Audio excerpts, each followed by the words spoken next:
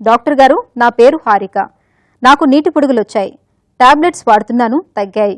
Urine test చేయించుకుంటే positive వచ్చింది. Bed rest తీసుకోమన్నారు. 15 డేస్ తర్వాత స్కానింగ్ చేస్తే నువ్వు ప్రెగ్నెంట్ కాదు అన్నారు. ప్రెగ్నెన్సీ కోసం నేను ఎలాంటి టాబ్లెట్స్ వాడాలి? నాకు పెళ్లై 15 నెలలు అయ్యింది. దీనికి మీ సలహా ఏంటో తెలియజేయండి అని అడుగుతున్నారు. ఈ ప్రశ్నకు గైనకాలజిస్ట్ డాక్టర్ సరస్ చంద్రిక గారు సమాధానం అందిస్తారు. మీకు పీసీఓడి ప్రాబ్లం ఉందని చెప్పారు. ఫస్ట్ ప్రెగ్నెన్సీ టెస్ట్ పాజిటివ్ వచ్చింది. 15 తర్వాత మీరు అల్ట్రాసౌండ్ చేయించుకున్నప్పుడు నెగిటివ్ వచ్చింది. యాక్చువల్గా ప్రెగ్నెన్సీ స్కాన్కి వెళ్ళినప్పుడు 2 రకాల అల్ట్రాసౌండ్స్ ఉంటాయి. Trans abdominal ultrasound, transvaginal sonography. Pregnancy gynaec problem ఉన్న వాళ్ళు ఈ ప్రెగ్నెన్సీకి సంబంధించిన స్కాన్కి వెళ్ళినప్పుడు లోపల నుంచి స్కాన్ అంటే ట్రాన్స్వెజైనల్ సోనోగ్రఫీ చేసుకుంటే గైనకాలజిస్ట్ కానీ పేషెంట్ కానీ information will be given more. So transvaginal sonography is preferable than transabdominal sonography. ఇంకొకటి మీకు మొదట పాజిటివ్ వచ్చింది, తర్వాత ప్రెగ్నెన్సీ అల్ట్రాసౌండ్ నెగిటివ్ అంటున్నారు అంటే దీనికి 2 రకాల కారణాలు ఉంటాయి. ప్రెగ్నెన్సీ టెస్ట్ చాలాసార్లు ఫాల్స్ పాజిటివ్ అని ఫాల్స్ నెగిటివ్ అని ఉంటుంది. బికాజ్ హార్మోనల్ టెస్ట్ కాబట్టి అది ఫాల్స్ పాజిటివ్ రిపోర్ట్ అయ్యి ఉండొచ్చు.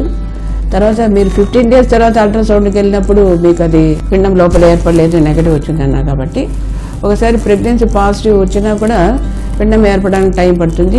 మీరు అలాంటప్పుడు మళ్ళీ ఒక 15 రోజులు ఆగి మళ్ళీ ఒకసారి ప్రెగ్నెన్సీ టెస్ట్ చేసుకొని మళ్ళీ ఒకసారి స్కానింగ్ చేయించుకుంటే మీరు డెఫినెట్గా ప్రెగ్నెన్సీ కాదని తెలిసిపోతుంది.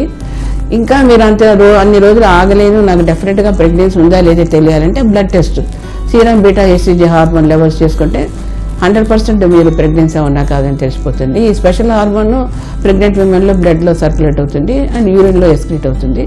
యూరిన్లో ఎక్స్క్రీట్ అవుతుంది కాబట్టి యూరిన్ ప్రెగ్నెన్సీ టెస్ట్, బ్లడ్లో ఉంటుంది కాబట్టి సీరం బీటా హెచ్సిజీ టెస్ట్ చేసుకుంటే మీకు ప్రెగ్నెన్సీ ఉందా లేదా తెలిసిపోతుంది. ఇంకొకటి మీరు ఎలాంటి జాగ్రత్తలు తీసుకోవాలి ప్రెగ్నెన్సీ రావడానికంటే ఇంతకుముందు చెప్పినట్టు ఇది ఒక హార్మోనల్ ఇంబ్యాలెన్స్ సంబంధించిన సమస్య. It is a metabolic disorder. ఇది కొన్ని ట్రీట్మెంట్ తీసుకున్న రోజులు ఆ పీసీఓడి సప్రెషన్లో ఉంటుంది. ట్రీట్మెంట్ ఆగిపోగానే మామూలుగా పీసీఓడి మళ్ళీ ఇట్ రీఅపియర్స్.